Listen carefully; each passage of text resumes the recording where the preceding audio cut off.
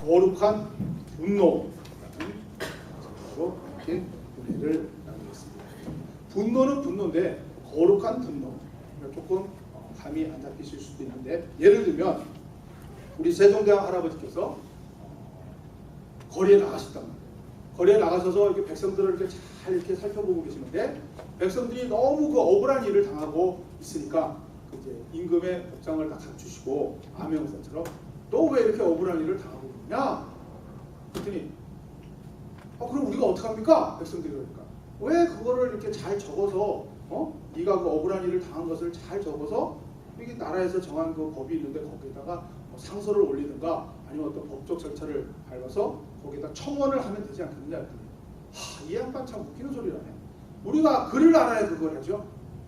우리가 글을 모르는데 그걸 어떻게 합니까? 그랬더니 세종대왕께서 거기에서 분함을, 그 어려워서 백성들이 글을 몰라서 자기의 억울함을 고소하지도 못하고 그냥 고스란히 당하는 그 안타까운 현실을 보고 마음에 분이 일어나서 한글을 만드셨다. 그럴 때는 분이 거룩한 분노를, 홀리 스트레스가 됩니다. 근데 누가 내가 지나가는데 어깨를 탁 치고 아임 소리도 안 하고 지나갔단 말이야.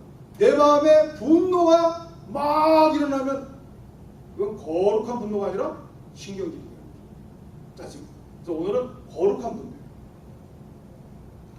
우리 일본이 우리나라를 다스리고 있을 때, 한일 시대 그 일제 식민지 치하에서 있을 때에 그 일본 순사가 우리 지나가는 우리 행인을 보고 막 때리고 막 발로 차고 막 폭력을 가하니까 우리들은 약한 민족이니까 그냥 지나가면 돼. 그거를 참지 못하고 의분이 일어나고, 의분, 분노, 거룩한 분노가 일어나고 달려가서 그 경찰을 한 대 쳤더니 경찰이 죽었다. 일본 순사가 죽었다. 그래서 그 일본 순사를 죽인 청년은 할 수 없이 도망자의 길에 올라서 만주로 가서 상해 임시중부의 주석이 되셨다. 백범 김구 선생님의 말씀입니다. 성경의 말인가요? 모세가 의분이 일어나서 거룩한 분노가 일어나고 자기 백성을, 히브리 백성을, 이스라엘 백성을 괴롭히는 그 이집트 감독을 주먹으로 서서 죽였다 할 때 그 분노는 전부 거룩한 분노다. 그러면 한국의 백범 김구 선생님이나 우리 모세나 다 비슷하네요. 위인들은 전부 분노가 일어나는데 거룩한 분노가 일어났다. 오늘 성경 말씀을 보면 마찬가지예요. 우리 바울이 거룩한 분노가 일어난 거예요. 16절 바울이 아덴에서, 이 아덴은 아테네야. 아테네, 그리스의 수도 아테네, 아덴에서 저희를 기다리다가 온 성에 우상이 가득한 것을 보고 마음에 분하여, 이렇게 됩니다. 해당에서는 유대인과 경건한 사람들과 또 저자에서는 날마다 만나는 사람들과 변론하니, 이렇게 됩니다. 여기에서 바울이 마음에 분함이 일어난다. 분함이 일어나니까 안 되겠다 해갖고 사람들을 붙잡고 이야기하기 시작하는 거예요. 논쟁하기 시작하는 거예요. 지나가는 사람들과 닥치는 대로 붙잡고 이야기하는 거예요. 그리고 그 철학가들의 중심가인 그쪽에서 들어가서 이야기하는 거예요. 근데 왜 그런 행동을 해요? 분노가 일어나요. 근데 이 분노가 왜 일어나요? 여러분, 왜 화가 나요? 거룩하든 신경질을 내든 짜증을 내든 왜 화가 나는 거죠? 눈으로 보기 때문에, 때로는 귀로 듣기 때문에 그런 거예요. 우리의 감각기관을 통해서 뭔가 온 거예요. 근데 주로 보는 거예요. 아까 모세가 거룩한 분노를 일으키는 건 뭐예요? 자기 눈으로 보니까 이집트 감독이 히브리 이스라엘 백성을 때리는 것을 봤단 말이에요. 백범 김구 선생님이 왜 거룩한 분노가 일어났어요? 일본 순사가 우리 조선 백성을 때리는 걸 봤단 말이에요. 세종대왕이 왜 거룩한 분이 일어난 거예요? 자기 눈으로 보니까 이 백성들이 왕궁에 앉아있을 때는 몰랐는데 직접 변장을 하고 나와서 그 저작거리를 걸어 다니다 보니까 백성들이 글을 모르는 걸 눈으로 목격을 한 거예요. 눈으로 보니까 분노가 일어났다는 거예요.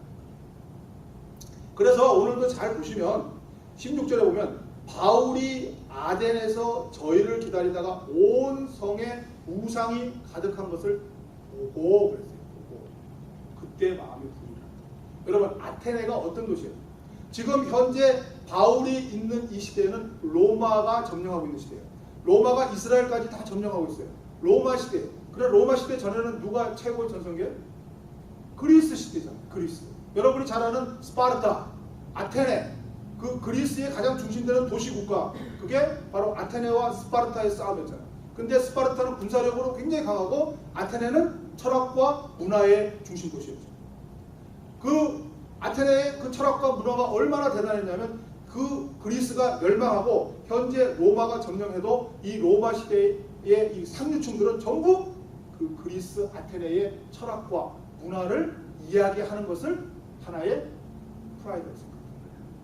여기 미국의 상류층들이 영국을 그리워하는 것처럼 뭐 그렇다면 잘 모르지만 항상 이 최상류층으로 가면 미국에서 가질 거 다 가진 사람들은 영국 왕실하고 자꾸 관계를 맺어가려고 합니다.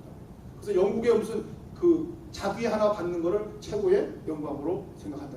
아무튼 이 시대에도 아테네는 그만큼 대단했어요. 여러분도 아시잖아요. 그리스 로마 신화 보시면 그리스 가면은 아테네 이 파르테논 신전 온 도시마다 신전이 가득 차 있어요. 그리고 제우스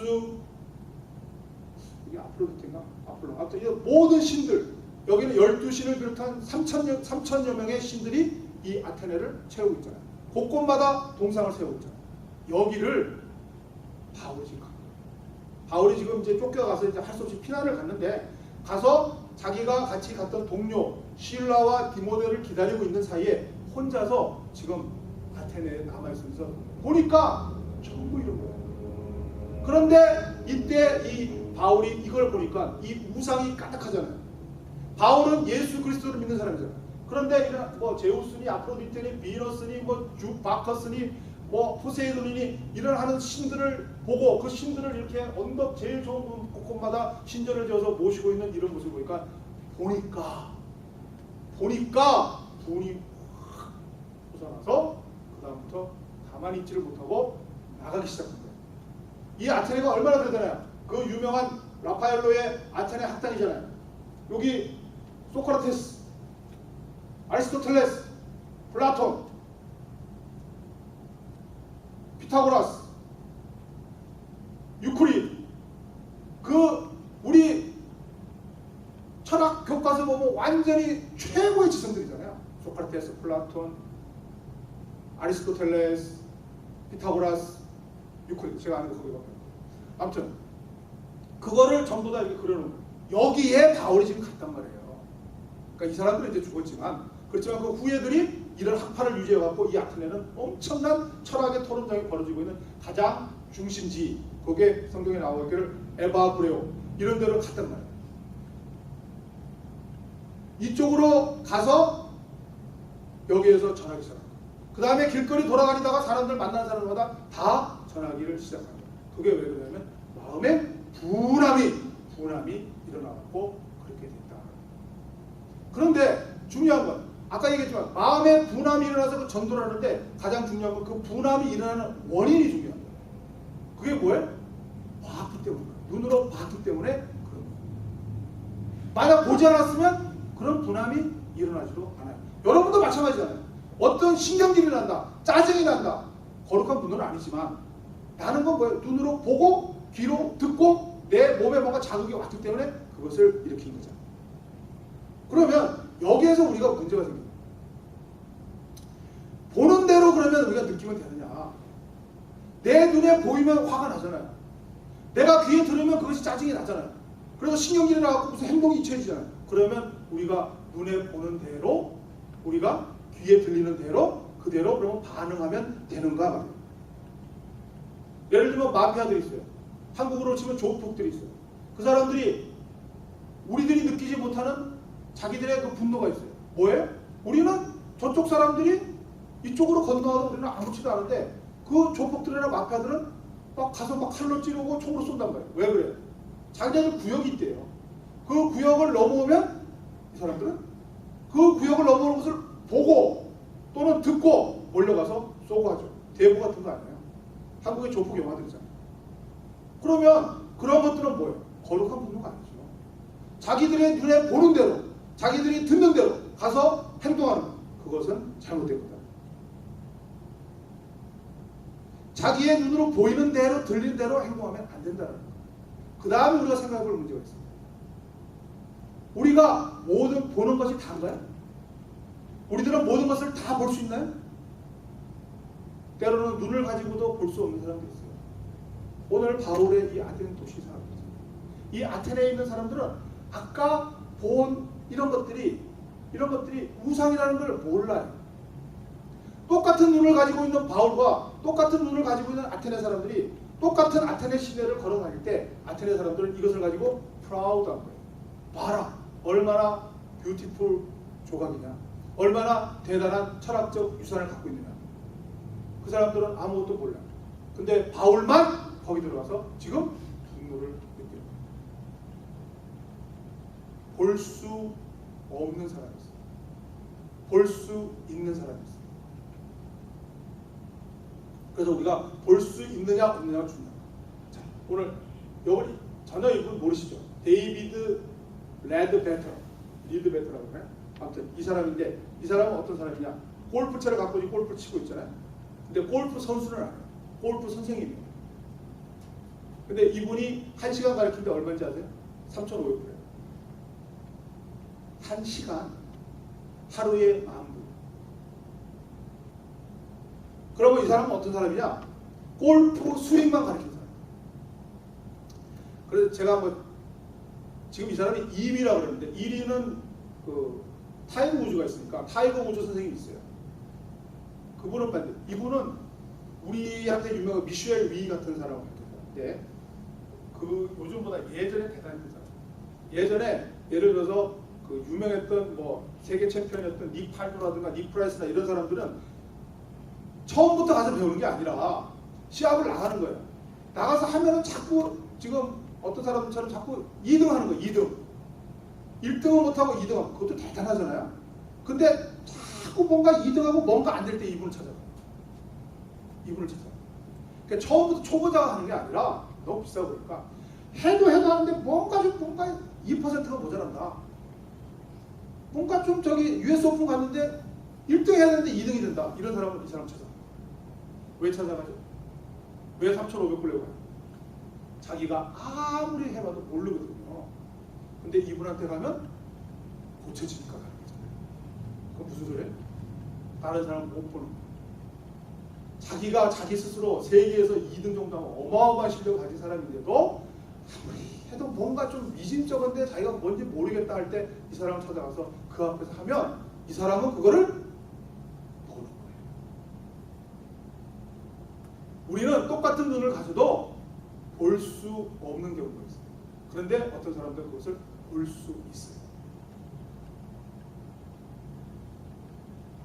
마찬가지예요.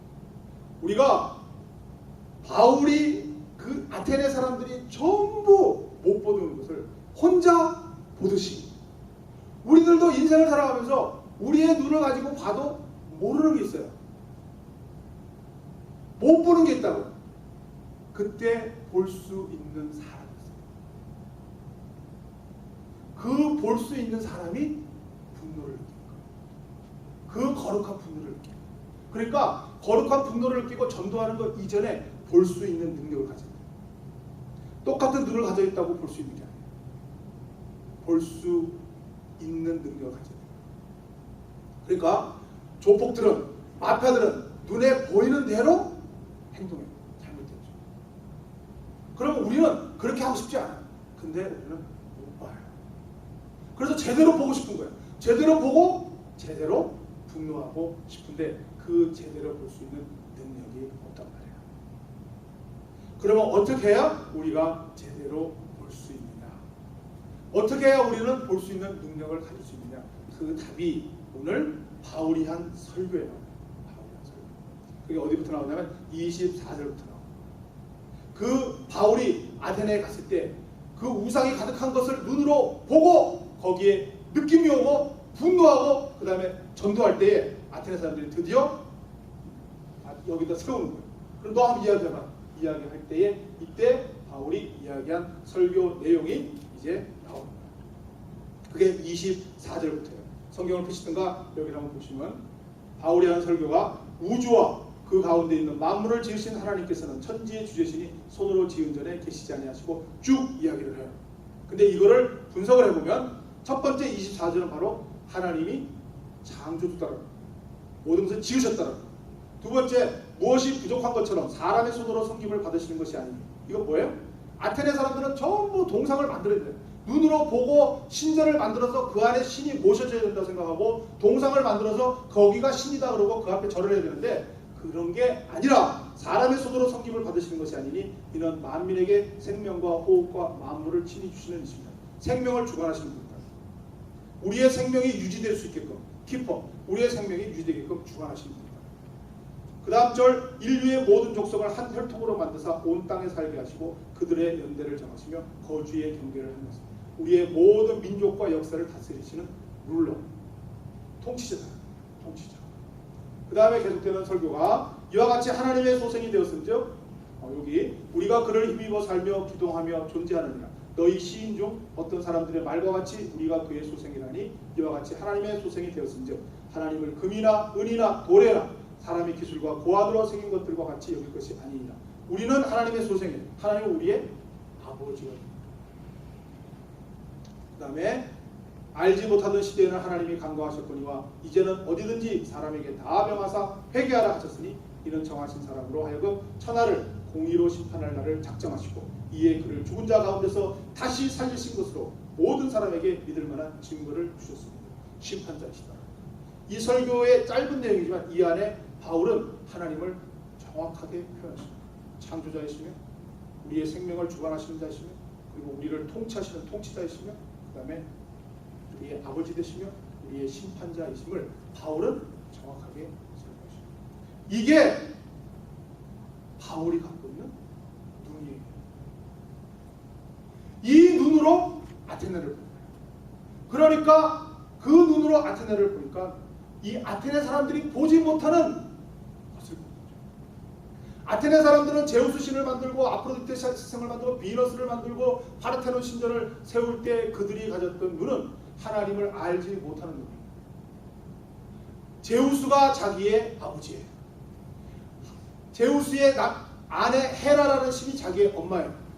그리고 비를 주관하고 뭐 비너스가 아름다움을 주관하고 그런 식으로 가진 그 눈을 가지고 그 사람들을 보는 거예요. 그 눈이 아니고 이 바울은 그 다메섹 도상에서 예수 그리스도를 부활하신 분을 만나신 이후에 이분은 바뀌어서 자기의 모든 생각 속에 이 하나님은 천지를 만드신 창조주이시며 주관자이시며 통치자이시며 아버지이시며 심판자이심을 정확하게 알고 있는 거예요. 이 눈으로 그 아테네를 보는 거예요. 그래서 우리가 바르게 볼 줄 알아야 되는데 볼 수 없는 것을 봐야 되는데 우리가 볼 수 있는 능력을 가진 것은 바로 바울과 같은 이 하나님을 바로 아는 거예요. 이 하나님을 우리가 바로 알 때 그 시각으로 세상을 보는 거예요. 여러분 여기 우리 젊은 청년들 3명 빼고는 젊은 청년들 마찬가지예요. 소희가 벌써 25생활이 지나요. 나이가 많더라고요. 우리들은 특히 이제 다른 시각을 가질 여유가 없어요. 우리가 젊었을 때는 다른 시각을 가졌잖아요. 출세라는 시각을 가졌잖아요. 이 세상을 전부 출세라는 시각에 비춰봤었잖아요. 또는 젊었을 때 사랑이라는 그 남녀간의 어떤 그 사랑과 애정이라는 시각으로 온 세상을 비춰볼 때가 많았잖아요. 그 시각으로 모든 것을 다 봤잖아요.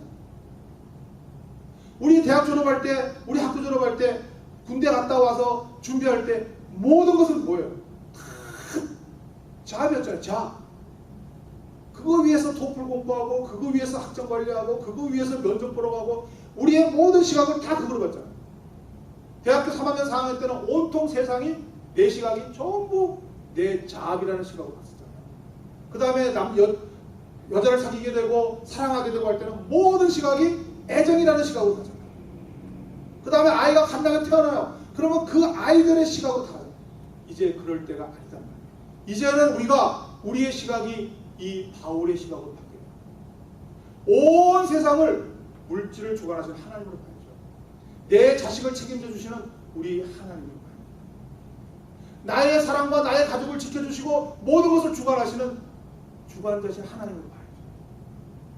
오 하나님이 우리의 모든 창조주이시며 주관자이시며 통치자이시며 아버지이시며 심판자이심을 정확하게 보면 우리의 시각이 바뀌게 됩니다. 우리가 그동안 보지 못했던 시각을 보게 된다. 우리의 시각을 결정짓는 것, 우리의 시력은 이제 하나님입니다. 그런데 여기서 이제 우리가 한 가지 더 적용을 한번 하고 싶은데, 그러면 그 하나님을 우리가 우리의 시각으로 갖는데, 오늘 성경에서 보여주는 내용 한번 잘 살펴보면 우리 바울이 한 이야기 있어요. 아까 이야기가 16절은 바울이 아덴에서 그들을 기다리다가 그 성에 우상이 가득한 것을 보고 그랬죠. 제가 그랬죠. 마음에 어떤 분노가 일어나기 위해서는 잘 봐야 된다는데, 일단 봤는데 이 본 것을 어떻게 봤냐면 23절에 내용이 나와요. 내가 두루 다니며 너희가 위하는 것들을 보다가 알지 못하는 신에게라고 새긴 산도 보았으니, 일대 보았다라는 내용이 다시 되풀이 돼요. 그래서 설명이 따라 어떻게 돼요? Walked around and looked carefully. 그냥 본 게 아니에요. 바울은 거기서 실라와 디모데를 기다리면서 맨날 며칠을 계속 다니면서 보고 또 보고 그리고 생각하고 묵상하고, 여기 있잖아요. Walked around and looked carefully. 굉장히 주의 깊게 살펴요. 보는데 그냥 우리가 감각적으로 이렇게 눈에 들어오는 것만 보는 게 아니라 바울은 보고 생각하고, 그날 저물었으면 자고, 그 다음날 다시 생각했던 걸 다시 살펴보기 위해서 또 look around, 그리고 think carefully, 또 생각하고. 이게 뭐예요? 묵상이죠. 천천히 살펴보고. 그래서 우리가 잘못 놓치면 이 바울이 그냥 보고 분노했다 생각합니다. 그게 아니고 보고 생각하고 또 보고 생각하고 계속 천천히 생각하고 했을 때에 깨달음이 오고 거기에 거룩한 분노가 일어나고 그리고 행동으로 옮겨진다. 여기에 큰 비밀이 있다고 생각합니다. 우리가 늘 하나님의 말씀을, 하나님을 바로 알기 위해서 늘 생각하고 늘 살펴보고 그리고 그것에 비춰 이 세상을 비춰보고 생각할 때에 우리의 마음에 깨달음과 그리고 거기에 따른 분노와 열정이 일어나요. 오늘날의 시대는 이 아테네예요. 이 아테네가 다른 데가 아니에요. 오늘날 우리를 둘러싸고 있는 이 시대잖아요. 제우스 신과 12신과 3000가지의 신과 그리고 그 신전이 담겨 있는 것이 바로 특히 우리 뉴욕, 우리 도시 문화들이잖아요. 우리를 둘러싸고 있는 것들이 전부 우상들이잖아요.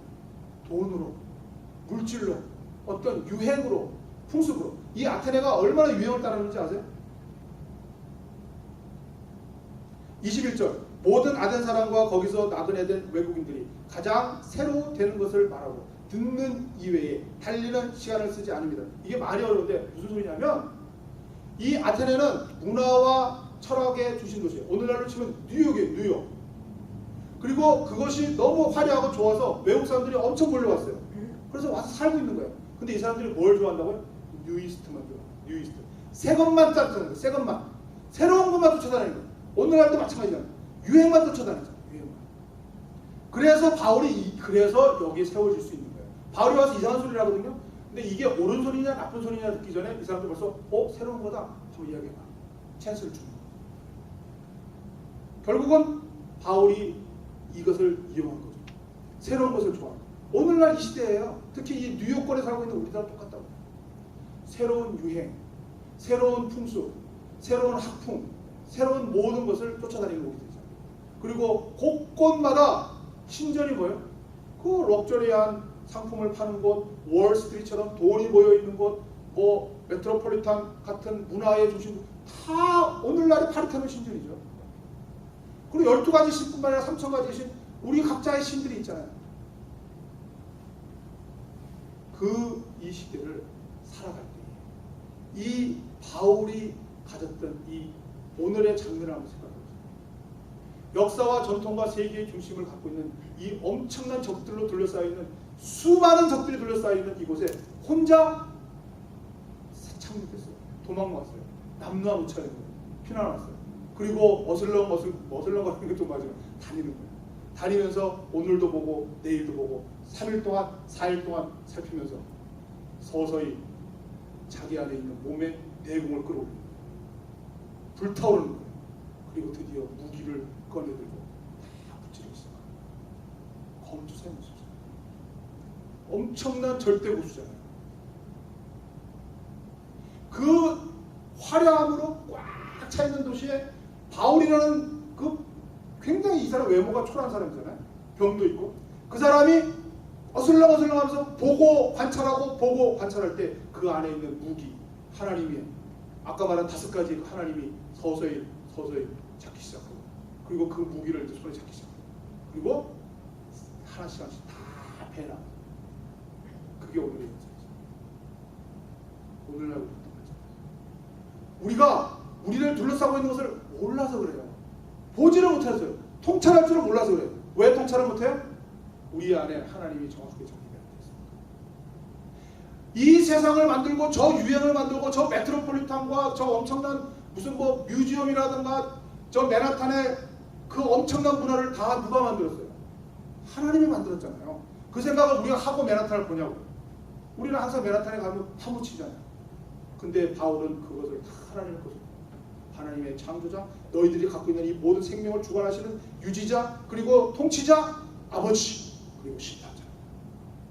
그 시각으로 맨하탄을 보고 그리고 무찌르기 시작합니다. 오늘날 우리에게 요구됩니다. 하나님을 알아. 그리고 그 하나님을 매일 유심히 관찰하고 그것을 세상에 항상 적용해야 됩니다. 결론이에요. 이 그림이 뭐예요? 우리 안수집사님만 아실 것 같아요. 관운장, 청룡 오늘도를 들고 적토마를 타고 있어요. 관운장이 저 적토마를 얻을 때에 적토마가 만만치 않은 말이잖아요. 원래 관운장 게 아니에요. 여복권가 그래요. 근데 이 적토마가 나중에 하룻밤에 천리길을 달리고 온 전쟁터를 휩쓸러 갈 때까지 관운장이 길을 들였잖아요. 이 말이 여포에게 있을 때는 관운장에게 아무 소용이 없어요. 그리고 저 적토마도 그렇게 능력을 발휘 못해요. 이 말이 관운장에게 왔을 때 관운장이 훈련을 시켰을 때 이 적토마를 이끌고 하룻밤에 천리를 달려요. 그리고 적지를 누비며 엄청난 능력을 발휘합니다. 훈련시키고 think, looking, around 하고 walk around 하고 think, carefully 하고 늘 읽고 늘 그 무기를 가지면 뭐예요? 말씀을 나에게 가지면 뭐하냐? 그 무기를 사용하기 위해서 늘 그것을 훈련해야 돼요. 하늘을 나르는 양탄자, 하늘을 나르는 양탄자. 양탄자가 여러분에게 주면 뭐예요? 그 양탄자를 운전할 수 있는 주문을 모르는데 뭐 오픈 세상인지 뭔지 제가 자세히는 모르겠지만 수리수리 마술인지는 모르지만 그 양탄자를 운전할 줄 아는 주문을 갖고 있어야 될 거예요. 그리고 그 주문을 외우고 난 다음에 날아올라서 직진하고 좌회전하고 우회전하고 백하고 회전하고 훈련해야 됩니다. 바울은 그 하나님에 대해서 정확하게 알았어요. 그거 알면서도 이쪽 가서 터지고 저쪽 가서 피난 가고 저쪽 가서 감옥에 갇히면서 그 말씀을 늘 묵상했던 거예요. 그 습관이 아덴에서 나온 거잖아요. 걸어다니고 보고 또 보고 생각하고 하다가 드디어 무기를 빼요. 그리고 그 나왔던 무기는 엄청난 무기였던 거예요. 그 소크라테스, 플라톤, 아리스토텔레스로부터 이어져 온 그 아테네 혼자 들어가갖고 다 배워내요. 여러분은 성경이라는 것이 엄청난 무게예요. 적토마? 비교도 안 되는 거예요. 나르는 하늘 나르는 양탄자? 비교도 안 되는 무게예요. 이 성경은 가지면 영원부터 영원까지 천국이 보장되는 엄청난 절대 하늘 절대 최강의 극강의 무기. 근데 극강의 무기를 여러분 놔두면 뭐예요? 맨날 집에 처박아두는 거. 맨날 차 뒤에다 던져놓는 거. 트렁크가 있잖아요. 트렁크에. 하나님이 여러분에게 천하를 무찌를 수 있는 무기를 주셨는데 여러분은 그 무기를 어떻게 다룰 줄도 몰라요. 적토마와 같이 하늘을 나는 양탄자와 같이 여러분이 직접 타고 때로는 적토마에서 떨어지기도 하고 때로는 양탄자에서 굴러 떨어지기도 하지만 나날이 그것을 다루고 훈련할 때 나중에는 그 적토마가 되는 거예요. 관원장의 적토마가 되고 하늘을 저렇게 달 위로 나를 수 있는 양탄자가 되듯이 여러분이 주신 이 말씀을 가지고 볼 수 없는 것을 볼 수 있는 여러분의 눈을 가지고 그 바울처럼 매일 다니면서 주의 깊게 날마다 묵상하면 여러분의 삶이 이 맨하탄 전체를 이 세계 전체를 그 아테네를 무찌르는 이 바울과 같이 여러분의 삶은 승리의 삶이 될 줄로 믿습니다. 여러분이 주신 하나님의 무기를 버리지 마세요. 썩혀두지 마세요. 이 무기를 늘 빼어들고 그 무기를 사용하는 방법을 주야로 묵상하시면서 나아가면 그 천하의 아테네 한가운데 홀로 남아있는 바울에게 모두가 당하듯이 여러분 한 사람은 온 세상에 당할 수가 없는 그런 여러분이 될 수 있도록 늘 주님의 말씀을 주야로 묵상하여 정확하게 볼 수 없는 것을 보고 보고 여러분의 마음에 거룩한 분노가 일어나서 하나님의 말씀의 검으로 이 세상을 다 이겨내는 여러분의 삶이 되기를 예수님의 이름으로 간절히 축복합니다. 기도하겠습니다. 하나님 아버지, 오늘 바울이 그 아테네라는 엄청난 도시에 홀로 들어가서 홀로 고군분투하고 있는 모습을 보고 있습니다. 그 바울을 지금 그 철학가들이 그 소크라테스, 플라톤, 아리스토텔레스의 후예들이 당할 수가 없는 모습을 보고 있습니다. 그렇게 된 것은 하나님의 말씀이 그 바울 안에 무기로 자리 잡고 바울은 그 하나님의 말씀을 가지고 나아갈 때 모든 세상의 학문과 우상들이 당할 수 없음을 굴복함을 우리가 볼 수 있습니다. 우리의 삶 속에 하나님께서 주신 이 말씀 붙잡게 하시고 이 말씀으로 세상을 보게 하시고 이 말씀으로 거룩한 분노 느끼게 하시고 그 거룩한 분노를 통하여 하나님 나라를 확장시키는 그리하여 승리하는 하나님 나라의 백성으로 축복하여 주시옵소서. 예수님으로 기도드리옵나이다. 아멘.